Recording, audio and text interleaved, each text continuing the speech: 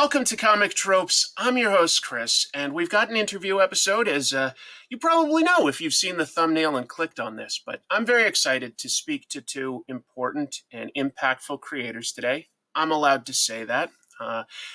Together, they are the writer and artist of this book, Redcoat, which, if you've been watching my weekly live show, you know that I've been really enjoying and talking up. If not, go over to Pros and Cons and subscribe to that channel too. So we've got two gentlemen who work on this book. Artist Bryan Hitch is known for his cinematic style, his intricate detail, and of course his impressive panel-to-panel storytelling. He's had long runs on titles like The Authority, The Ultimates, more recently Venom. And we've got writer Geoff Johns, who has an impressive 10-year-long run on books like JSA and Green Lantern. And he's been a key architect of a bunch of DC Comics initiatives over the years, New 52 and Rebirth, as well as a bunch of their shows and films. But now they've launched their own company, Ghost Machine. We'll go there. I don't have anything big, but you'll see in a moment they've got some good marketing behind them. So Ghost Machine has a host of top-tier talent. Let's see if we can get to know these artists and writers a little bit better, understand them. Gentlemen, thank you so much for giving me some of your time today. How are you? Great. Thanks for having us on, Chris. I appreciate it. And I do appreciate the marketing. Jeff's got the background, and if you look just over Brian's left shoulder, there's a little neon sign that we... Which one's my left? We're just going to... That happens to me all the time, too. Which shoulder? You're used to having a mirror, aren't you? It's weird. Exactly. Let's do something that's a little bit of an icebreaker that's a little related to that. These days, I think that comic book artists and writers have the vast majority, the burden of being their own marketing engine. As evidenced by you two showing up here, for instance. And I'm just curious. One part of what artists and writers do is go to conventions and festivals, just icebreaker style. Any favorite ones over the years? Any favorite conventions or specific years at one? Oh, I mean, I think Brian and I will both say the same one. New York Comic Con, both 23 and 24, simply because we have the entire Ghost Machine team from across the world converge on New York, and we have a whole summit, and we talk about everything. We're there from like Monday to Sunday, and over 20 people, and that's my favorite show. I have a favorite show story that involves Bryan Hitch, and I already know he knows which show that was at, but maybe I'll let him tell that one. I think you're talking about Philadelphia, right? I sure am. Yeah. So it's interesting that you held up that particular issue. So that issue started off as being intended, when we were going to get to it, as being 4 pages at the end of issue 6. It was just it was going to be a little epilogue.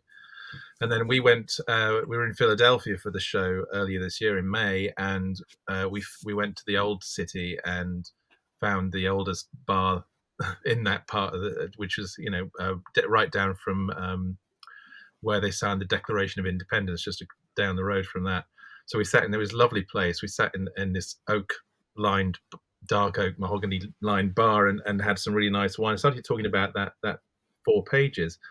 And over the course of about half an hour, both of us were sobbing into our wine glasses because this had become a whole issue. That issue is literally the conversation we had, almost beat for beat, what we said to each other. And it was both the fastest issue Geoff wrote and the fastest issue I've drawn. It's just, and in fact, I got my comps today, so I got a chance to look through it physically.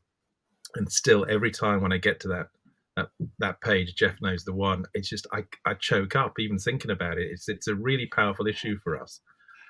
Yeah, I'll just say that as a reader, that comes across like I don't want to spoil it if you haven't read it, but it's out and it deals with the main character sort of saying goodbye to a good friend, and it felt very. There were real emotions there, and now that. I know that some people were enjoying the wine and conversation. I can see that there could probably be some reality behind all of that. That's really interesting. Yeah, one of the things, Chris, that it's funny. I talk about it every day. Being a part of Ghost Machine is so much more than I ever thought it would be. And going to that, I mean, it sounds funny, but Brian and I, we had time before dinner one day in Philadelphia at the show, and let's go see the Liberty Bell. Let's go check this out. Let's go see some American history because we're dealing with it all the time. We ended up at that bar and we had some wine and laughter and talking about that issue and a real emotion. And I've known Brian for a long time now. I've known his work even longer. Obviously, been a huge fan. It is cinematic, like you said. The storytelling's amazing, but it's the emotion that I think is so powerful in all his faces and figures. But being able to experience that, being at that place at that time with us, just there, having a drink, talking about not just comics but life, and this story developed. For me, there was nothing much more magical than that because Brian, and he knows this, I've said it, has become one of my closest friends in life ever. And that all of this goes right into the book. Everything we talk about and experience together goes into the book. Like this is a true collaboration on every level. It's not, I don't feel like I'm writing the book. I'm a co-creator and he's a co-creator and that's what we do.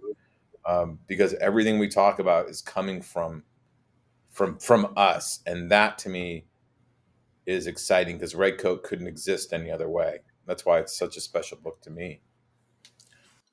You've already done 7 issues, first of all, which these days is considered already a good run. And I'm curious about the length of runs in comics, just in general. And I'm curious if you have any opinions on whether it's important to build an audience with longer runs, or is it more important to follow what really excites you creatively and, get in and out with a really great, powerful story? Any opinions on any of that?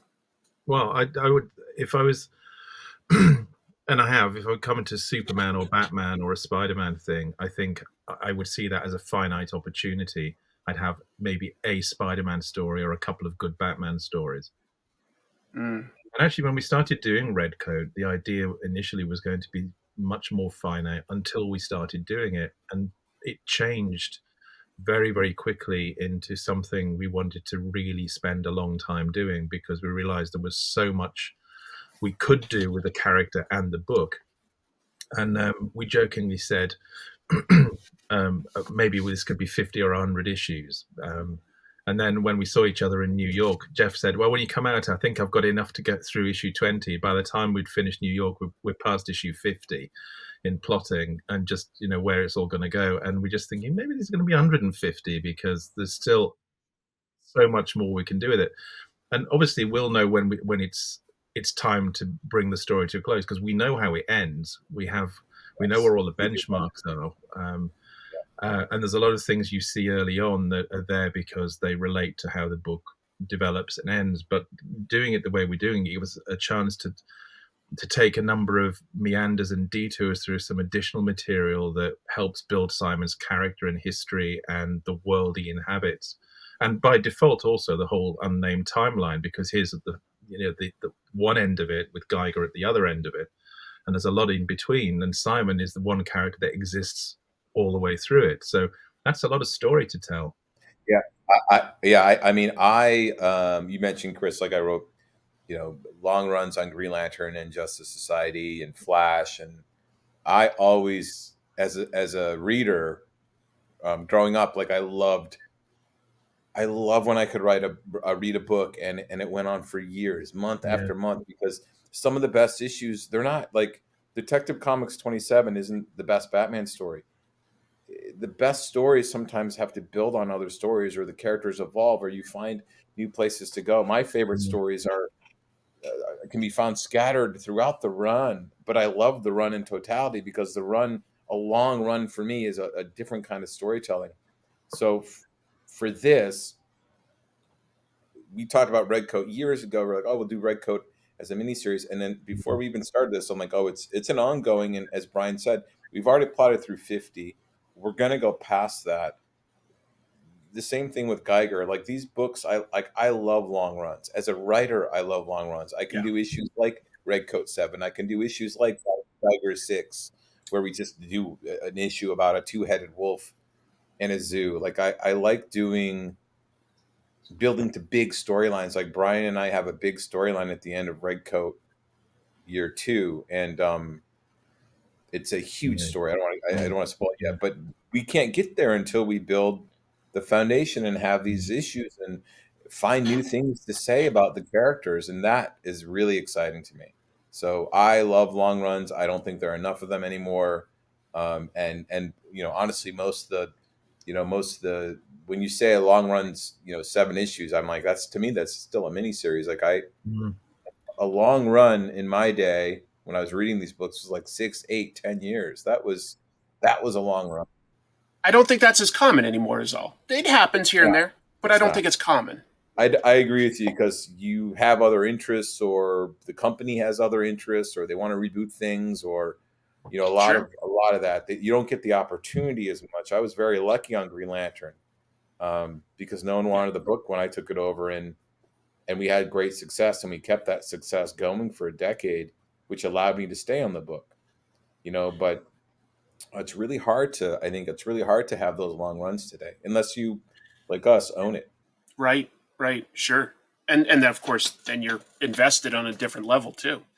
But I'd love to ask the flip side of the question, which is, how do you grow creatively when you're balancing that against the pressures of deadlines?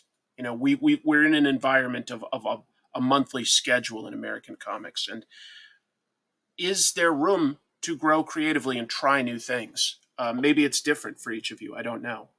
But is that something you even consider? Yeah, I mean, we talk about deadlines all the time, because as fast as Bryan is, and you know and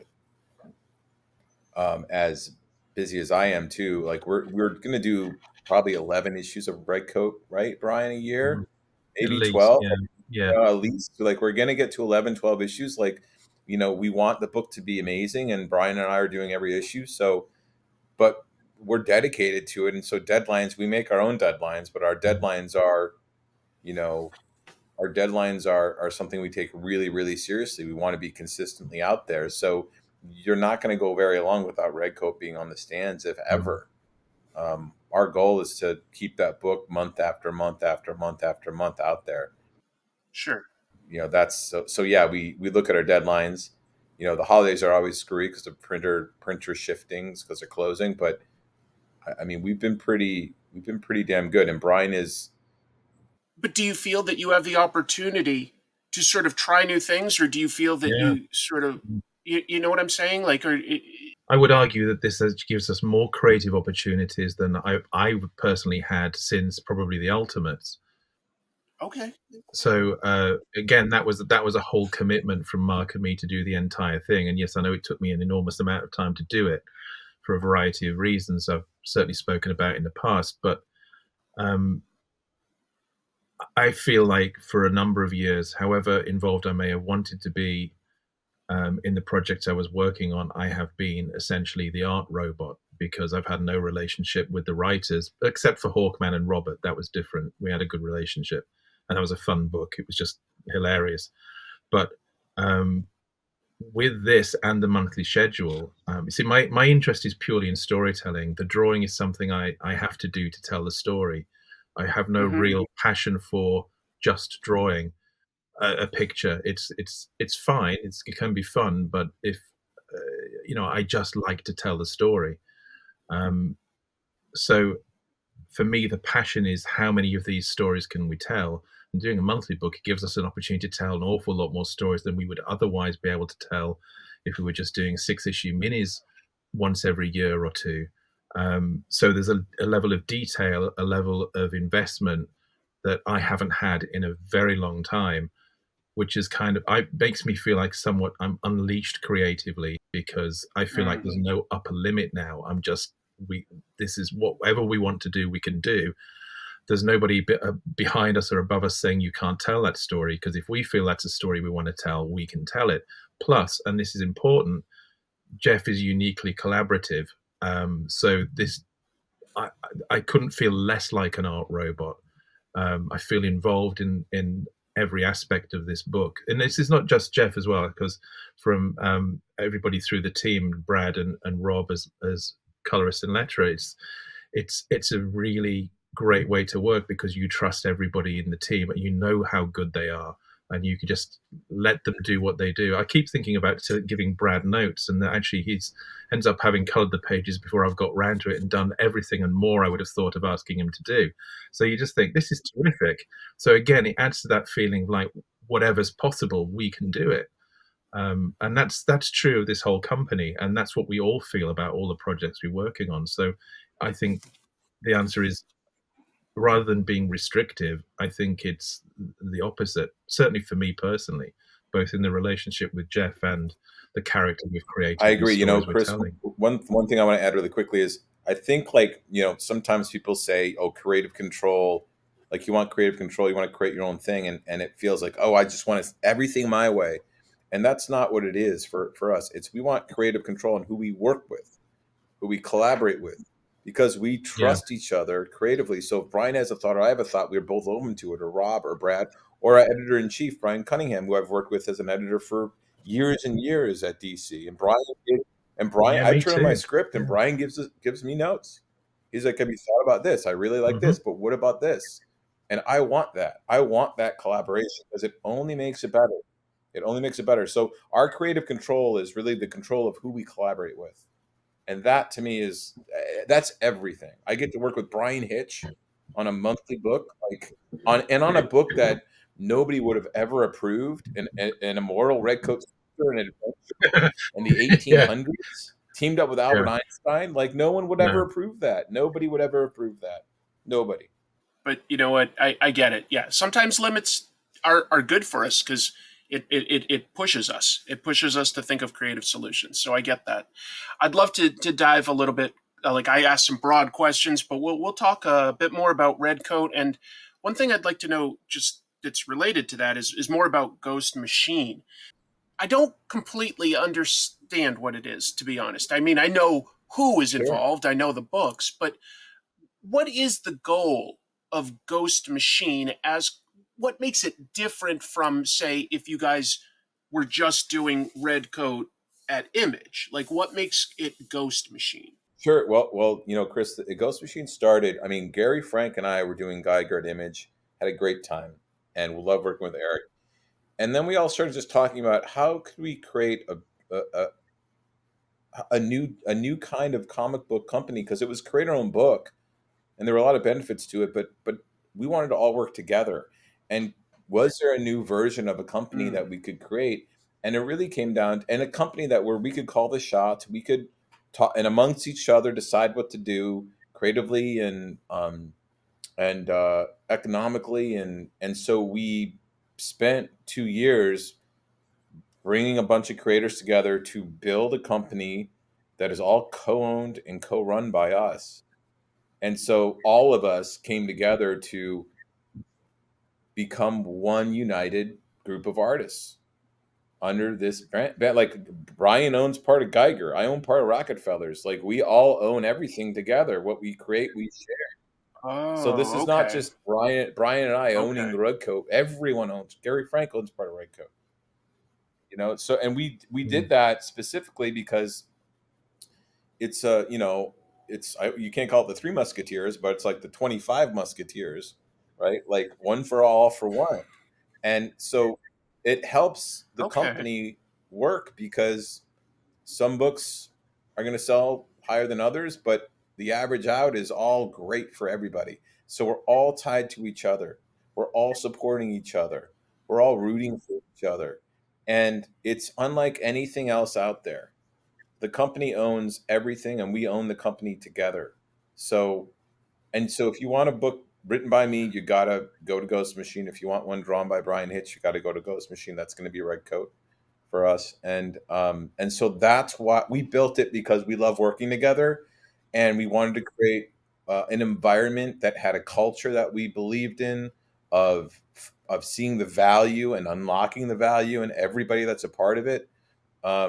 There's not a single person that's a part of Ghost Machine that isn't intrinsically valued by everybody else for what they bring to the table and beyond. So Okay. we really want to just create something where we can just create our best books and have fun with each other and work with people we respect and love. That's really it. Okay, that's interesting. Hearing that, like, you all sort of co-own something. So, if there were action figures of Geiger or a cartoon of the Rockefellers or something, everybody benefits a little bit That's from right. something like that too. All media, all licensing, everything is completely owned and controlled by the company, and everybody benefits. Whatever it is, we get a Redcoat movie or a Geiger movie or anything, whatever benefit, everybody benefits. It's not territorial. Yeah, I mean, our Junkyard Joe, yeah, the Junkyard Joe action figure. Gary and I, we put Geiger and even though Geiger and Junkyard Joe were created prior to Ghost Machine, really existing, those characters have rolled up into ownership of Ghost Machine. Oh, okay. Okay, that's okay. Yeah, that I can see then how it's a little different. I wasn't quite clear if it was just an imprint, just an idea, but it really is a company where you all share. It is, and we have development people, we have business folks, we have publishing. Mike Cotton's the head of publishing, Danny Ward marketing and publishing. Like we have a real team. We have a real group of people. About there's probably about, I don't know, 17, 18 that actually do work on the books, from our designer to inkers to like everybody, and then there's a support team, just like every company has. But it's mostly creators. It's just the inverse of all these companies out there, right? You see a lot of these companies and publishers being announced as, they're always announced with an editor in charge, right? Sure. There's an editor in charge and a construct, and they have some money to hire some creators. We're the flip of that. We're the creators in charge, and we hired everybody. We hired our editorial team. We hired everybody. We have a lot of experience in this business, and we built it carefully, very carefully. But we wanted to create an environment that was truly owned and operated by creators. All of it, like, owned and operated by creators. Yeah, I get that. That's very exciting, actually. Yeah, it took a long time, but we're very happy about it. Yeah. And actually, it's a simple enough idea, but the alchemy of this was the group of people Geoff brought together, because I think it's unique in that respect, because it's you throw a different couple of people into that mix and it wouldn't have worked. It wouldn't have come together. It's the right ingredients, the right people, the right time, the right idea, the right backing, the right everything. But not everybody could have done what we're doing, just because the way they're driven, both creatively, commercially, what they want for their careers, what they want for themselves individually. And you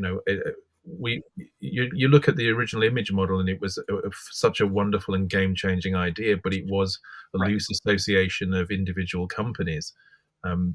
That isn't what we wanted to do. We could have done it that way. We could have kept everything separated, but it seemed to invite division, and that's not what we wanted. And actually, we benefit from this kind of unified group, because there's as Geoff said, used the word support network. It's just we don't just work together, and we don't just meet together occasionally. We're constantly in contact with all of us. We're all in contact in various chat groups or phone calls or Zoom calls. We just it's like a community as much as anything. At New York Comic Con, I walked by the Ghost Machine booth a few times. A lot of hustle and bustle, a lot of lines. That's beautiful. I was just like, the line's not for me, but I'm excited to see this excitement. I still stopped by the table towards the end of the day on Sunday, and there were all these drawings on the table that you guys had done, like, with each other, and I was like, these guys are having fun, because I'm looking at all this art all the way across the table and I go, these guys are having fun together. Bryan and I were drawing like our dream offices. Like, Bryan had a piano in it. Like, it was like, it's a corner office with a piano and a wine room. I had a big bar, like a patio, like I don't like all this stuff, a comic book room. That's part. Gary had a shelf. Yeah, so funny. That was really fun. Let's focus specifically on Redcoat. I mean, that's what you guys work on together. And I'm a minute ago, Geoff, you were saying how this wouldn't get approved elsewhere. It's about a screw up, a mercenary who accidentally becomes immortal, and it doesn't necessarily make him instantly better or more capable. It's such a unique book. It's a period piece for the most part. What was the impetus for you folks creating something like this? It's It definitely is different, and I have to say, like, the thing I love about it is it's an exploration of just being alive. It's like of just being Mm-hmm. a human being. It's an exploration of that, and it really came from early conversations with Brian and I um, about how do people learn and change? How long does it take for you to really grow as a human being? Because I think it takes a long time, and I don't think you can do it alone. And we just started talking about that, and there was some fun in that. It's like repeating mistakes, and I think both Brian and I are very self-aware of trying to grow as human beings. It's hard to change. It's hard, and we thought, well, what if you lived 100 years? What if you lived 200 years? How long would it really take to become a better person? And well, let's find out, and then let's take the most unworthy person ever for immortality, of course, a Brit, uh, and a Yeah, yeah, colonist at that, and one who was a redcoat soldier at the beginning of the American Revolution, and that's what we're exploring. And so that's where it started out. I will say early on in our conversations, and Brian says this all the time too, is the book was much more. It felt like it was going to be more action heavy and more serious, and it does have emotion, real stakes. It does have action, yeah, but it's yeah. got so much humor, and that humor really came out of this. Yes. It came out of Brian and I laughing all the time at this guy, that Simon, because he's just so ridiculous. True. And I mean, I just remember when we were in Orlando and we were like in January and we just started end of January, February. So we were just working through issue one, and Albert had just appeared, and you'd written Albert's dialogue in normal English, and I did it in this German accent, and you pissed yourself laughing. Sometimes you just realize, oh my god, that's yeah, exactly what Albert would sound like because he's just literally learned English. So writing him in this heavy accent, I mean, it's ridiculous to read it, but it just come little things like that yeah, it's constantly just come funny. out. And having when I was like, oh, he's probably been like, even in issue one, I remember writing, I'm like, oh, he's probably been slapped by so many women for his antics. I'm like, well, why don't we show Yeah, it? Like, let's just kind of go. Like, he remembers it a bit when he gets hit by this bartender. He gets hit. He kind yeah, of remembers like 3 or 4 other times this happened. He's like, I deserved all of them. I don't remember why, but I'm not going to question. If someone said you really screwed up, he's like, I don't remember, but I'm taking your word for it. Like, I believe you. I'm sure I did. So there's really great the repetition of his antics, the perspective he has on death, the kind of it's probably a lot easier to not take things too seriously if you just are going to come right back. And you've seen people and the way they act and what they worry about, which is just why would you worry about that? Like I think he's got such a great um, perspective. He's so relatable, and at the same time, he's got such a great perspective and a long perspective. And for me as a writer, it's great to analyze and Right. dig into, like, with this Johnny Appleseed issue 9, it's like all about friendship, like friends. What do friends really mean and do for us? Like, why are friends such a uniquely wonderful, amazing thing we have in our life? Like the good friends, those friends that you don't see often, but you just pick Mm. right up where you left off. And there's so much unsaid, and yeah, it can get heavy, it can be light, there can be all different aspects of a relationship with a friend. But a really good friend, it's so valuable in life. And to be able to explore that through yeah. Simon Pure and Johnny Appleseed, and on a drunken night drinking cider and accidentally conjuring up a giant apple and all sorts of fun things, like, you get to have fun with it visually. But as a writer, I really am lucky, because with Simon and his long life, I can explore every aspect of life. And that's why the book is Okay. it's endless. That's why we have Brian and I have so many stories, because we talk about everything. Like, the highs of life and the all really lows of life too, because we have plans for all those. But to see Simon's reaction, It's an amazing framework to build stories about. Yeah. it is, and we have all, yeah, we all have all of history, so it's a lot of fun. It's a lot of fun to work on. I love working on this book. Love it. I haven't had this much fun writing comics in so long because there's a freedom to it, and there is a creative place that I, as a writer, have never gone, and that's super exciting because we can take everything we did at Marvel and DC and apply it to this stuff, but we're telling different kinds of stories at the same time. Yeah, but can you imagine pitching, going to Marvel and DC editors and say, okay, what's next issue?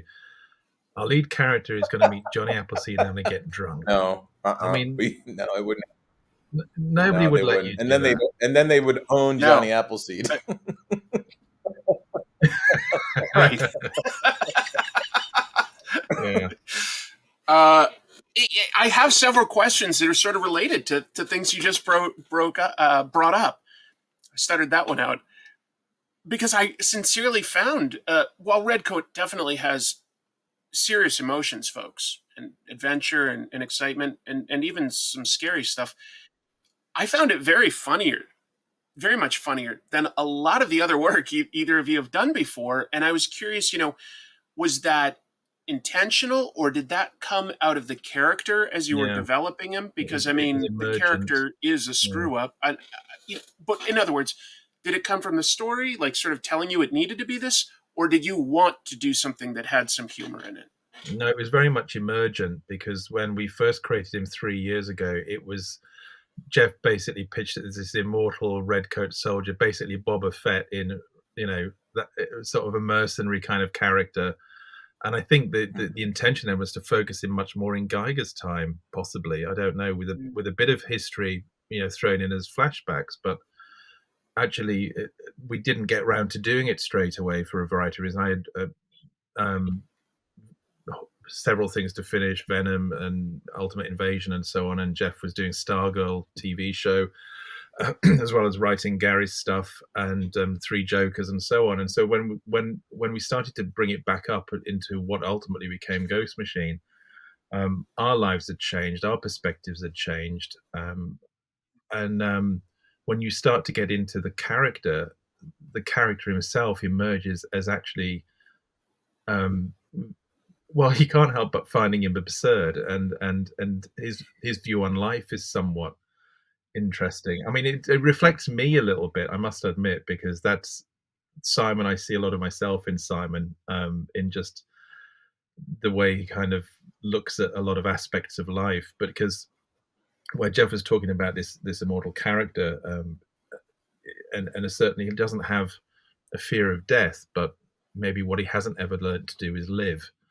And that's the story worth telling. And it's certainly a story I've had to discover about myself in recent years. So, there's a lot of that in emotion in it, but the humor comes from our relationship.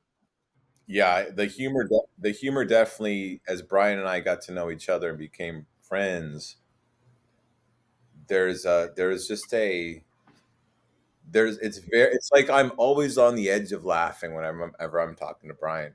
Like I'm just always on the cliff of laughing. And I don't know why. We just start laughing, we start goofing around, and then when I'm writing Simon, I do think of Bryan the whole time. I'm thinking of Bryan. I just think of how fun he is to hang out with, how fun he is to talk to.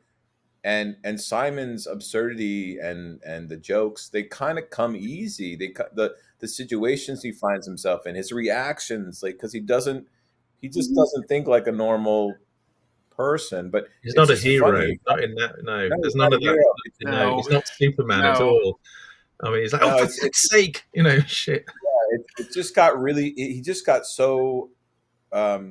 He started talking in my head. This happens rarely with characters, where they start just talking to me and I can't turn them off. And it doesn't happen all the time where they just won't stop talking to me. But Simon, whenever I get down, he has an opinion, and I'm just trying to capture it down and get it down. And the way he says it is very, very funny. The way he reacts to things, the way he, is a little blunt about stuff. He's he's just a funny character. So the humor definitely developed from both the relationship and then, you know, now the character just is kind of, he's kind of out of control. He's But definitely come you to know, I life. love it. Yeah, absolutely. he's just so fun to write. It's funny actually because Gary just did a cover for issue 11, a variant cover for issue 11, and he just sent me a partial of it yesterday, and I said that looks terrific. He said this guy is just so much fun to draw and to work with, and I think that's inherent in the character now, that even if he was drawing an actually quite serious cover, there's Yeah. something inherently fun about the character, and so many of the other, especially all the other Ghost Machine guys who've done variant covers, from Ivan to Gary and Francis, have just done some just blindingly great covers that just, it seems like the character has emerged enough that everybody can find a thing in Simon to pin an idea on. Yeah. The character feels to me as a reader very believable. And it's because he's so far from ideal in some ways. I think the best stories come from conflict, and this character is full of internal conflict.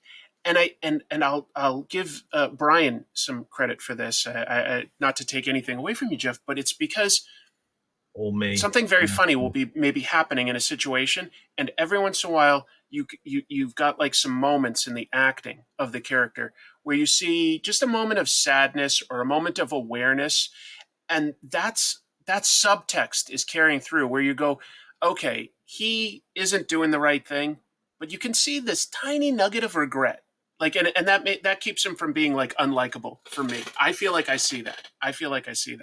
See, that's coming from me personally. I know that's me. I love it. No, I don't mean in terms of creatively. I mean, Geoff. I mean, it's just that what Chris said about that. You know, sometimes you look at these moments in life and you think, you know, that's happened before. I could have done that better, or you know, that's human. That's how I feel, and that comes in Simon. Yeah, I think there's a moment in issue 5. One of my favorite moments is when he tells young Albert, that he's not going to come to the boat. It's dangerous. Oh yeah. And you see him just tear Albert apart to tears and throw him out.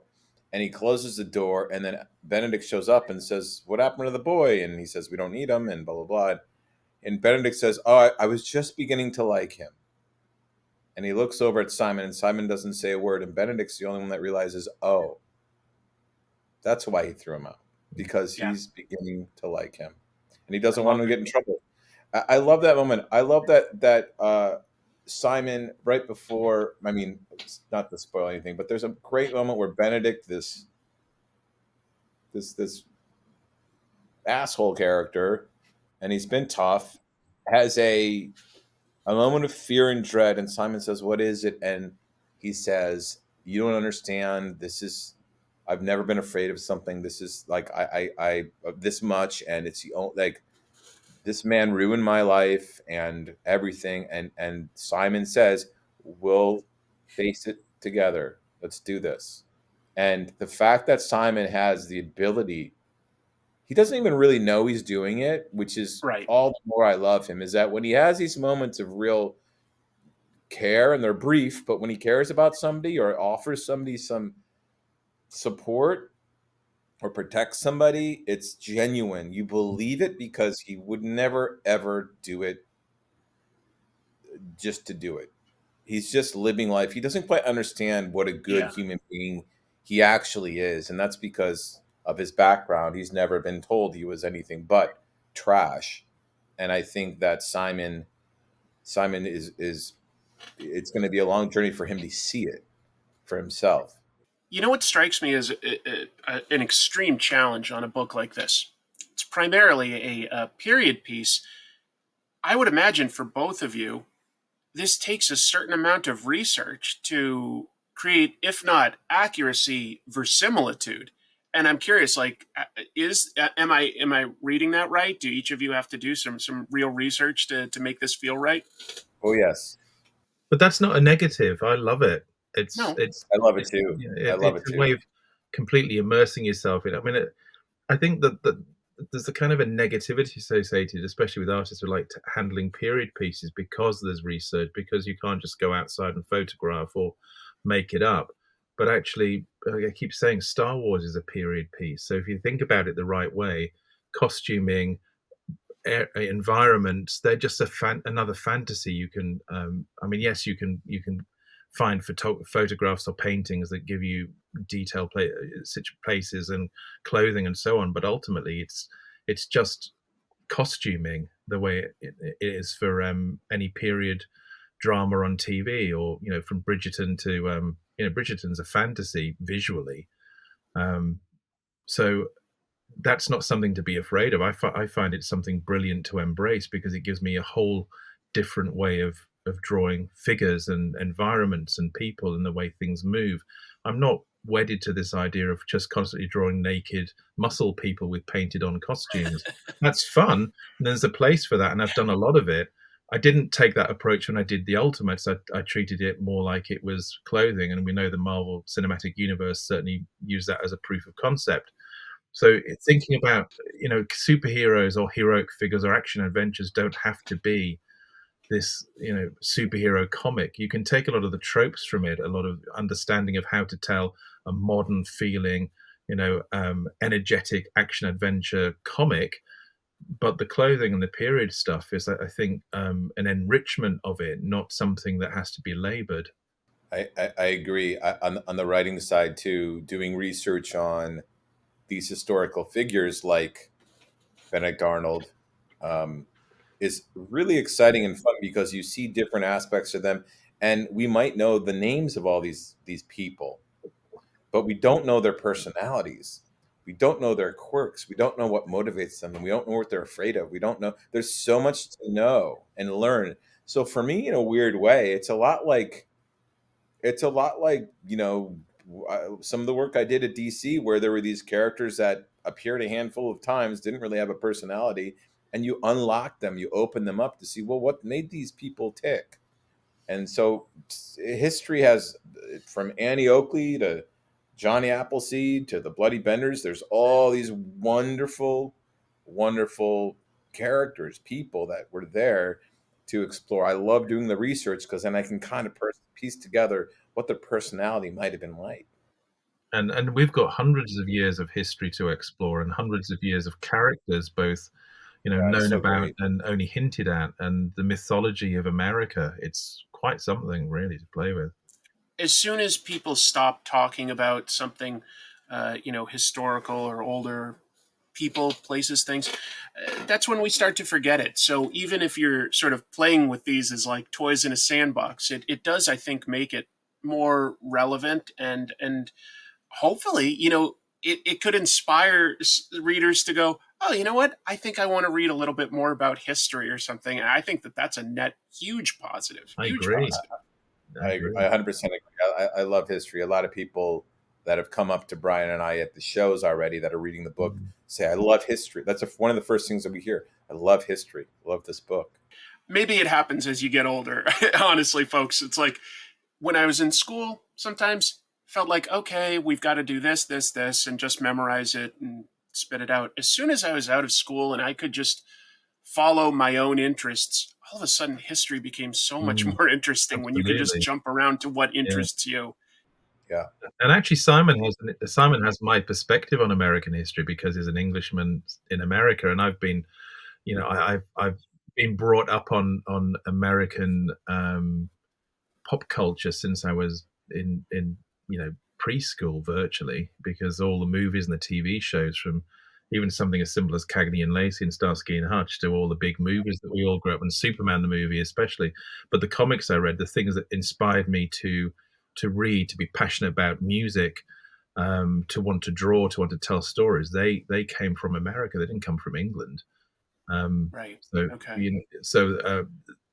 so yeah, but I whilst I have a good knowledge of English history, my American history is fairly generalized. So this is really good fun, kind of delving into some new territory. And then for all the fantasy we tell, I love to go off and read about the real thing. So I think that at least from my point of view, it gives me a little bit of background to my to the work on this, because I know we're telling a fantasy story at the heart, and it's not a documentary, but it does interest me to know the true stories behind the fantasies we're telling. I love it. I grew up just south of Boston, and America overall is a young country compared to the world, but as far as America goes, that's like, older. And you really do have one unique benefit growing up in New England, and you are surrounded by America's history. You guys were talking about being in Philadelphia. You don't have to go too far to find literally like, the gravestone of John Quincy Adams or something like that, and just know like, oh, interesting, that's a piece of our history. I love seeing it represented in the buildings, the clothing, like it's really interesting. But enough of me complimenting you. Let's move on. I'd love to know how your specific collaboration works, if there's any details you guys are willing to share. If you could just sort of break down for us anything you're willing to share about how you come up with an idea and pass it back and forth. Is it, or does it That's change? the easy bit. We just literally sit down for more than 2 minutes and it happens. It's just. I mean, it's like we were at we went to have a drink in New York. This is an interesting story. I won't spoil the stories because they're really good coming up. But we went to have a drink in New York, and it was like after I think we'd done a signing at CGC or something. Oh yeah, we were going back to the hotel, and we stopped off on the way. Yeah, myself, Bryan, and Brad, and always any excuse to stop and get a drink and talk in New York, and we found this bar, and we stopped and we started talking, and we just were going over. I'm like, oh, I had kind of plotted out through like issue, I don't know, 25 or 30. And I was going through the stories with Bryan. We're talking about them, and then all of a sudden we get on. I don't even know how we got on it, but we got on this. I know how we got on it, but we just got on this crazy conversation, like joking around, because we were like, oh, we want to like. We had all these stories in this book. We want to keep doing this book, and Bryan and I are really committed to the character, the title. Like, there's nothing more I want to do than keep writing this character. And we ended up joking about a story idea, but then I was like, wait a second, and we started talking more about it, and it actually got very emotional. It was funny, it was emotional, it was poignant, it was unique, completely original. I've never seen any character go through a story like this ever. Oh, I know what you're talking about. Anything. I've forgotten about that one. Yeah. There's no story I've ever seen this happen. So suddenly it became a great book, a great story. We put it back in, and as we kept going, we moved some things around. And by the time we left that bar, we were on issue 50, but with no end. It wasn't like issue 50 was, oh, we're at the end. It was like, oh, we've gotten these big stories through 50. We still have our ending, we know, but there's all these other stories that I already know we're going to fill in and start to expand. And that's why it's so fun. But Bryan, it comes from conversation, and it comes from just being together. And then sometimes we'll have idea, like Bryan will have an idea while he's working. I'll have an idea, and we talk about it, and they work themselves into this. I have a master document that has, issues 1 through 100 and all these storylines in there. And I just keep adding it and expanding it, and it changes. And when I was on the plane coming back from New York, I redid it, and it was, I've got one for Geiger and Hyde Street and Rook and Redcoat, and Redcoats it's getting out there because we just keep adding and adding stories that we want to tell to it. And I love it. It's super fun because then we can actually do little hints. Like now we're putting things in the issues now that we know aren't going to pay off till issue 25, 50. So that it's one big experience. And I always love that when I read like Mark Waid's Flash Run or Peter David's Hulk, all these things just built on each other and paid off. And they were emotional. They're emotional. It wasn't just like, oh, look, the thing that I really wanted to make sure when we did these books at Ghost Machine was that they're character-driven, emotional books. They're character-driven, emotional stories. They have action and all this stuff, but they have to be about something, right? They can't just be people fight. Let's do another, superhero X book. It's got to be about something. What are we saying? What are we exploring? What do we want to? What kind of stories do we want to tell? And they got to come from us. They got to come from uniquely us. And I think that's part of the magic of Ghost Machine. You can look at every one of our titles, and it is exactly the manifestation of that creative team. Is there anything you've picked up over the years, either of you, that like roadblocks to look out for in a good collaboration? Anything that any of us can look for, like that prevents like a collaboration from working the best it can? Ego certainly does. Okay. Ego prevents a good collaboration. If you think if you're going to be upset that it's not your idea that's the best idea, or that Mm, your idea isn't the one being used, if you're not willing to listen to somebody, if you aren't in a true partnership, okay. I mean, there's so many pitfalls that you can fall into. Or if, I mean, sometimes you don't click. I've worked with some really super talented artists. There's one super A-list artist I work with, and I get along with them great. But working with them, my story and the art, it never quite Mm, connected for me. And I don't think it's easy to find those people. Like, that's why I've worked with Gary for so long and Jay for so long. The fact that Bryan and I slipped right in, and it was like, for me, I'm like, oh, I felt like I'd worked with Bryan for years. That was magic. It could have gone the other way, but it was completely magic, and I'm really lucky. So I get to work with Bryan Hitch. I'm very lucky. Yeah, well, that works two ways. Well, but Brian, it's so cool to be able to say, like, Redcoat. I know Redcoat's going to be, for both of us, one of our defining books. I just know it because I believe in it so much, Yeah, I I do and agree. too. you know, I think you created something very, very special here. I really do. thanks, Thank Chris. you. No, and I don't say that like about every book or to every creator. When I was, the opportunity to talk to you, I was like, well, this is a book I'm really enjoying. So I would very much like to learn about the creative process and the impetus for these stories. And it does seem like you guys have something special together. I'd love to know, is there anything that you each have on your sort of dream board of things you would still want to accomplish as an artist at this point? Like it could be in comics, it could be outside of comics, it could be on Redcoat, it could be on anything. Like, what do you still like sort of have that you're like, what I haven't done yet that I would like to do? Is there anything like that? Yeah, but it's all going to be happening at Ghost Machine, so I'm kind of where I need to be. Everything I want to do creatively, I can do here with the people I'm involved with. That's the fantastic thing about this. I don't see an outside of this. This is it.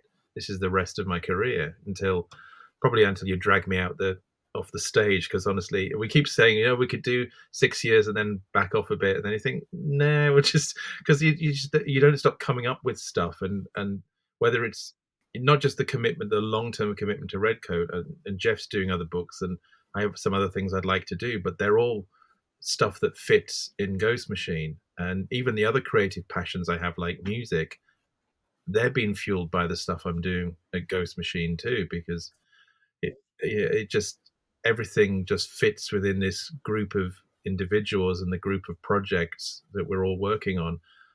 And even as they expand into other media and any work that we may be involved with in that. So if I've worked in film, Geoff's worked in film and TV. Um, again, that's all something we will be doing as Ghost Machine, because these are our characters and these are our projects. So why would we want to do something outside that? Because it just seems like anything we want to do, we can do here.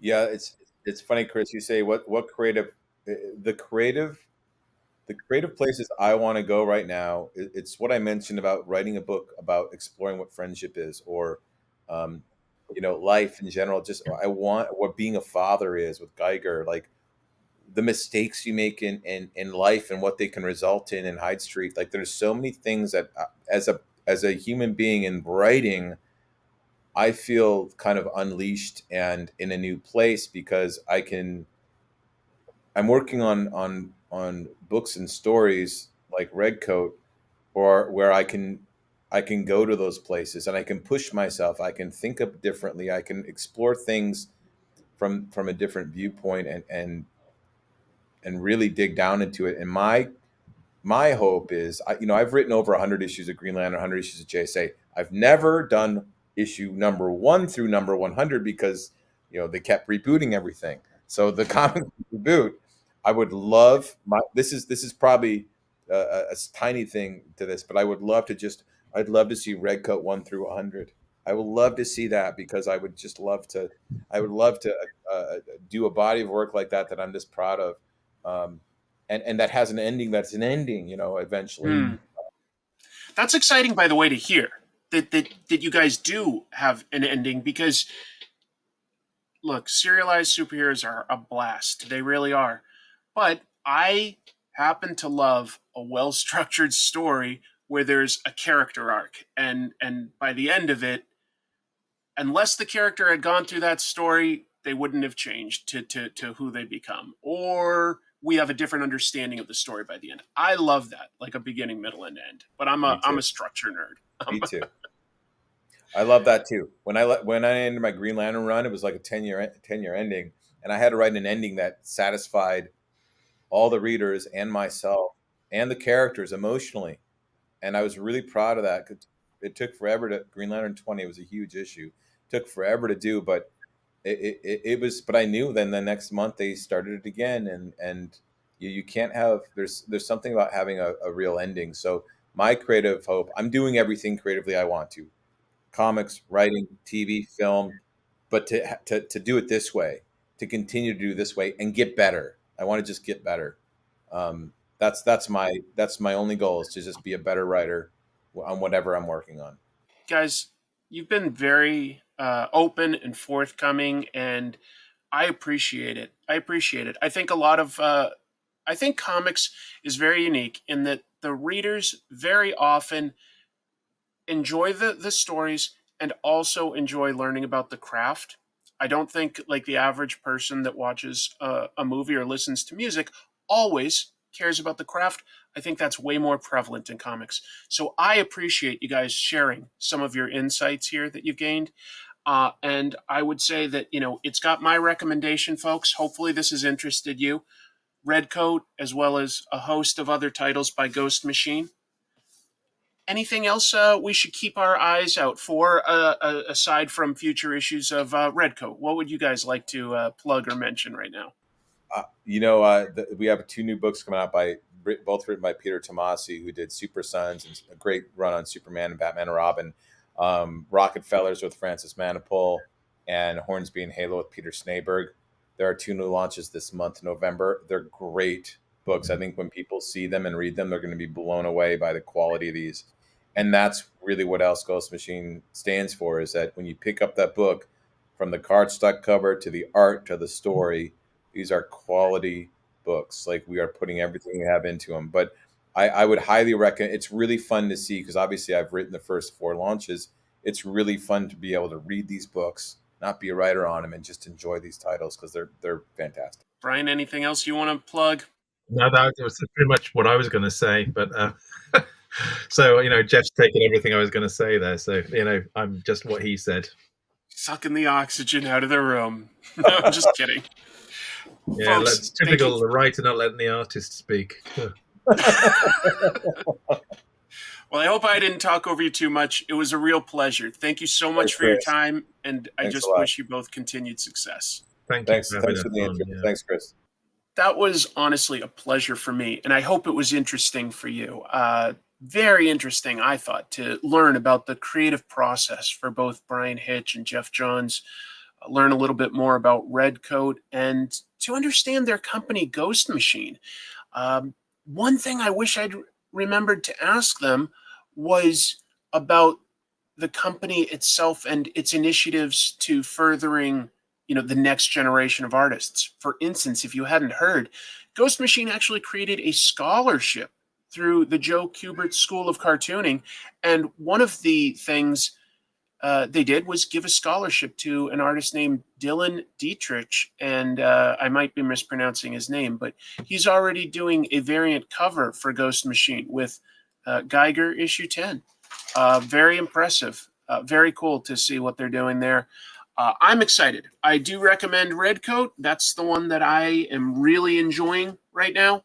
And thank you all for watching. My cats are howling, so I guess I got to go feed them. Until I see you next time, Keep reading comics.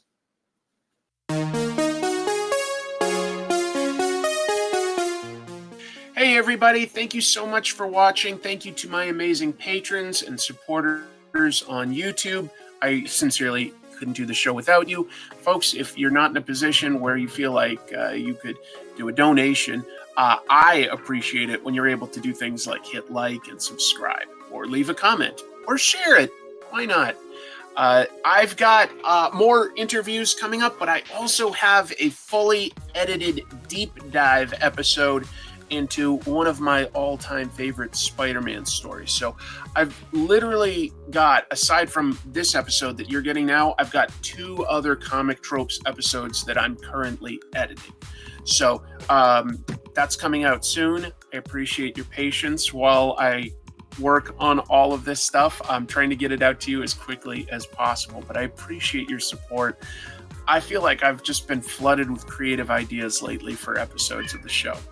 And my cat's talking. Hey, did you want to hop up and do a cameo? Okay. Jack says meow. What else? Also meow. He's fine. This is what Bengals do. They try to talk to you. Thank you for the vocal cameo, Jack.